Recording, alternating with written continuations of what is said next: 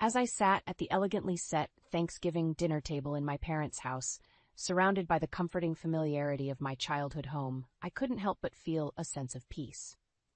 At 60, these visits had become my refuge from the stifling atmosphere of my own home. The lively chatter of my daughter Emma with her grandmother filled the room, a stark contrast to the silence that often enveloped my conversations with Richard, my husband.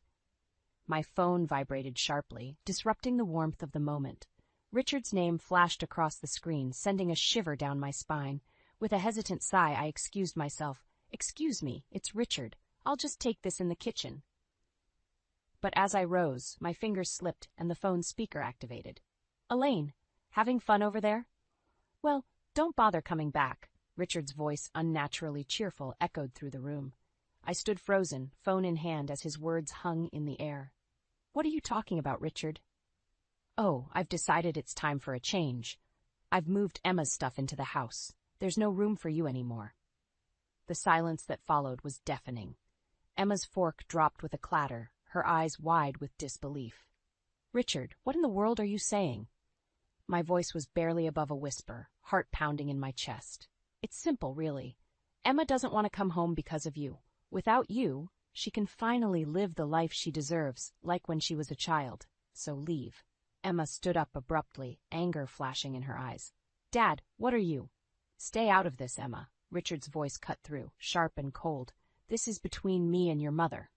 My cheeks burned with a mix of humiliation and anger. "You want me to leave our home? Just like that?" "Yes, and you can go to some shelter or whatever. Doesn't matter to me." The call ended abruptly, leaving a haunting silence. My mother reached out, her hand trembling. "Elaine, honey." But before she could finish, Emma burst into laughter, incredulous and bitter. "He's lost it, Grandma. Completely lost it." Inside, I was a whirlwind of emotions. Humiliation, anger, and a strange sense of liberation. He better be ready, I thought to myself. This isn't the end. It's just the beginning. As I lay in my childhood bed that night, the moonlight casting shadows across the room, my mind wandered back through the years, sifting through memories of Richard and me. Our story wasn't always filled with cold silences and bitter words.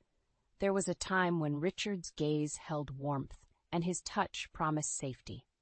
I met Richard when I was in my late 20s. He was charming, confident, and seemed to have an answer for everything.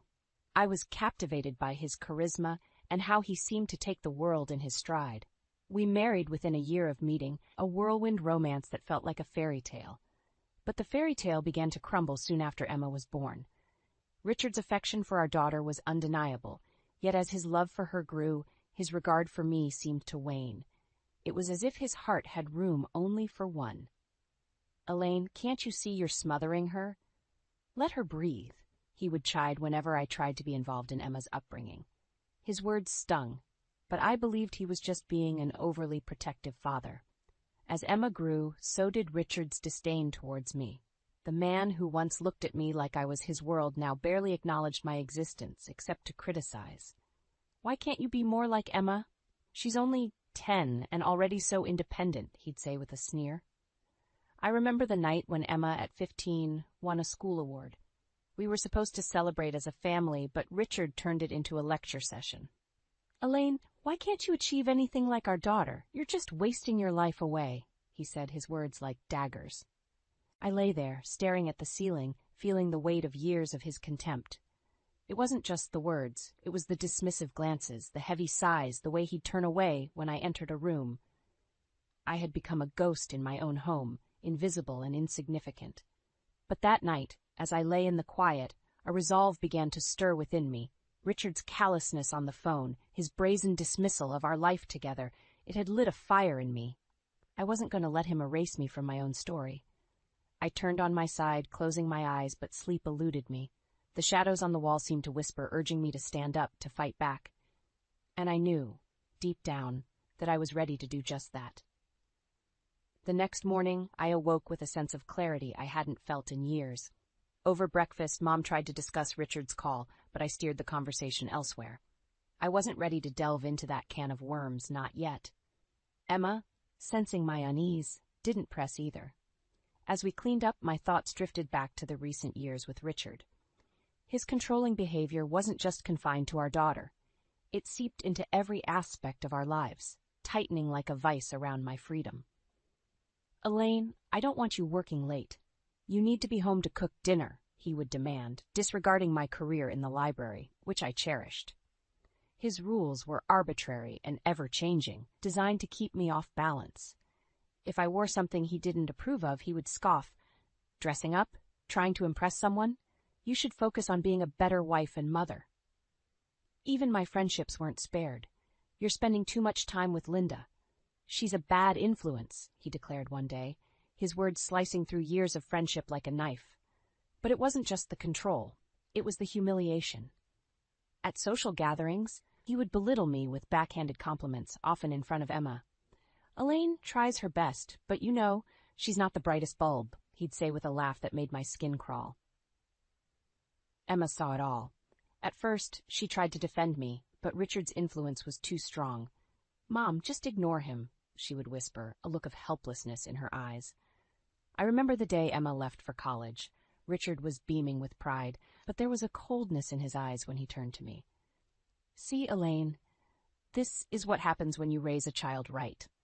She's not like you, thank God." That stung more than anything. The implication that I had no part in our daughter's upbringing, that my years of love and sacrifice meant nothing. As these memories churned in my mind, a simmering anger began to bubble to the surface. No more. I wouldn't let Richard dictate my life, not anymore. The phone call was the last straw.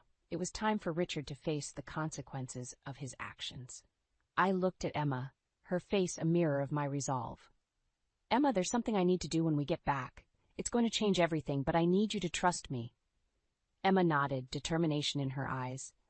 "I'm with you, Mom, all the way." The drive back home was filled with a tense silence. Emma and I were both lost in our thoughts as the weight of the impending confrontation with Richard hanging heavy in the air. Once home, I retreated to my room, ostensibly to unpack, but really to make a call that would set everything in motion. I dialed the number of a divorce attorney I had discreetly noted down a few months ago. My hands trembled as I heard the line connect. "Hello, this is Elaine Richardson. I need to discuss a divorce." The lawyer, Mr. Adams, was calm and reassuring. "I understand this is a difficult time, Mrs. Richardson. We can help you navigate through this process." As I detailed Richard's behavior over the years, Mr. Adams listened intently. "We can file for divorce on grounds of emotional abuse. It seems you have a strong case." Feeling a sense of empowerment, I replied, "I want to go through with this, and I want him to pay for what he's done, not just legally, but financially too." Mr. Adams assured me, "We will do everything we can to ensure you receive what you're entitled to." After the call, I felt a mix of fear and exhilaration. For the first time in years, I was taking control of my life. Later that evening, Richard returned home, his demeanor smug and triumphant. "So, you're back. Realized you have nowhere else to go?" His words cut deep, but I held my ground. "I went to my parents' house, Richard. Remember the place you practically banished me to?" He scoffed. "I did us a favor. Emma and I are better off without you." "That's where you're wrong," I said, my voice steady. "Emma is not a pawn in your twisted game, and I am not your prisoner anymore." Richard's face contorted in anger. "What are you blabbering about? You think you can survive without me?" I met his gaze, my resolve unwavering. "Watch me." Emma entered the room, her expression one of quiet strength. "Dad, you've gone too far. Mom doesn't deserve this." Richard sneered. "Oh, now you're taking her side? I thought you understood, Emma. Your mother is useless." Emma's eyes blazed with anger. "No, Dad. The only useless thing here is your cruelty. We're done living under your shadow." As we stood there, united against Richard's scorn, I knew we had crossed a point of no return. The battle lines were drawn, and I was ready to fight for my freedom. The morning after our declaration, the house felt like a battlefield. Richard's usual air of arrogance was more pronounced, as if he was daring us to challenge him. As I made breakfast, my hands shook slightly, but my resolve was firm. At the table, Richard broke the silence with his typical condescension. "So, Elaine, have you finally realized your place? Ready to beg for forgiveness?" I kept my voice calm. "There's nothing to beg for, Richard. I'm not the one who should be apologizing." He laughed, a cold, harsh sound. "You've always been delusional, but this is a new low, even for you." Emma, who had been quiet until now, spoke up. Dad, this isn't a joke. We're serious. Mom is filing for divorce. The look on Richard's face was one I had never seen before. Confusion, disbelief, and then anger. Divorce? You think you can just walk away from me after everything I've done for this family? It's precisely because of what you've done, I said, my voice rising. Years of belittling, controlling, and humiliating me. I won't stand for it anymore. Richard slammed his fist on the table, his face red. I made this family. Without me, you're nothing. Emma stood up, her chair scraping loudly against the floor. You didn't make this family, Dad. You tore it apart. And Mom is more than something. She's everything you're not. His gaze shifted between us, a wild look in his eyes. You're teaming up against me, your own husband, your own father? This isn't about sides, Richard. It's about right and wrong. Yeah. I said, my voice steady despite the turmoil inside. And what you've done is unforgivably wrong. Richard's laughter was bitter. You think you can just leave and everything will be fine? You have no idea what you're in for. I met his gaze squarely. I know exactly what I'm in for. Freedom from you. Emma moved to stand beside me, a united front. We're done being under your control, Dad. It's over. Richard stood abruptly, his chair toppling behind him. You'll regret this, both of you. You don't know what I'm capable of. As he stormed out of the room, the tension he left behind was suffocating. But amidst that tension, there was also a sense of liberation. The battle had begun, and I was ready to fight for my freedom, my dignity, and my daughter's future. The days following our confrontation with Richard were a whirlwind of activity. I met with Mr. Adams several times, laying out the groundwork for the divorce. He was meticulous, ensuring every detail was accounted for. We'll make sure you get what you deserve, Elaine, both financially and legally, he assured me. Richard's reaction to the divorce papers was volcanic. He stormed into the house one evening, papers in hand, his face a mask of fury. You're actually going through with this? Do you have any idea what you're doing, Elaine? I faced him with a calm I didn't feel. Yes, Richard, I do. For the first time in years, I'm making a decision for myself. He laughed mockingly. You think you can survive without me? You're nothing without my money, my support. I'm not afraid of being on my own, Richard. I'm more afraid of spending another day under the same roof as you, I replied, my voice steady. Emma, hearing the commotion, came downstairs. What's going on? Your mother has lost her mind. That's what's going on, Richard spat out. She thinks she can just take half of everything I've worked for. It's not just what you've worked for, Dad. It's what Mom has endured for all these years. She deserves every penny and more. Emma countered. Richard's eyes narrowed. Don't be foolish, Emma. This will ruin us all. No, Dad, it will free us, especially Mom. As the days turned into weeks, the house became a cold war zone. Richard moved into the guest room, his presence like a dark cloud. Despite his attempts to sway me, my decision was final. The day of the first court hearing arrived. As I sat in the courtroom, waiting for the proceedings to start, I felt an odd sense of serenity. I was doing the right thing, not just for myself, but for Emma as well. Richard, on the other hand, was a bundle of nerves. When his lawyer talked about a settlement, I couldn't help but smile. Richard, who always prided himself on his control, was now at the mercy of the court. As the judge reviewed our case, Richard's face grew paler. When the judge turned to me and asked if I had anything to add, I took a deep breath. Your Honor, for years I endured emotional abuse and manipulation at the hands of my husband. I'm not seeking revenge, I'm seeking justice, for myself and for my daughter. The judge nodded, his expression solemn. I understand, Mrs. Richardson. This court will ensure fair judgment is passed.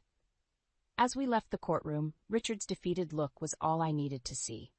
The battle wasn't over, but I had won the first round, and I was ready for whatever came next. In the weeks that followed, my life felt like it was under a microscope, scrutinized by lawyers in the court. But with each passing day, I felt stronger, more in control of my destiny. Richard's attempts to intimidate me became more desperate and less effective. The final court hearing was a day I had both dreaded and longed for. As Richard and I sat on opposite sides of the courtroom, I couldn't help but reflect on the man I once loved, now a stranger filled with bitterness. The judge's voice was firm as he delivered the verdict. The court finds in favor of Mrs. Richardson. Mr. Richardson, you are required to pay alimony and half of your assets. Richard's face was a picture of shock and rage. He stood up abruptly, his chair clattering to the floor. "This is ridiculous. She doesn't deserve a penny." "Mr. Richardson, control yourself," the judge admonished. "The court has made its decision." As we left the courtroom, Richard's parting words were venomous. "You'll regret this, Elaine. You think you've won, but you haven't seen the end of me." But I no longer feared him. His words, once so cutting, now seemed empty and powerless. In the months that followed, I found a small apartment close to Emma's place. I started a new job at a local library, a place that had always brought me peace. The alimony from Richard allowed me financial freedom I hadn't experienced in years. Emma and I grew closer, our relationship no longer overshadowed by Richard's presence. She was thriving in her career and personal life, a stark contrast to the frightened young woman she had been. As for Richard, the last I heard, he was living a diminished life, his pride and finances greatly reduced. His attempts to reach out to Emma and me were met with silence. The man who once held so much power over us was now just a memory, a shadow of the past. I often sit on my balcony, a cup of tea in hand, looking out at the peaceful neighborhood. I've found a sense of tranquility and purpose that was missing for so long. The journey was painful, filled with struggles and heartaches, but it led me to a place of peace. Emma visits often, and we talk about everything and nothing. Our bond, forged in adversity, is now unbreakable. As I look towards the future, I do so with hope and a sense of freedom.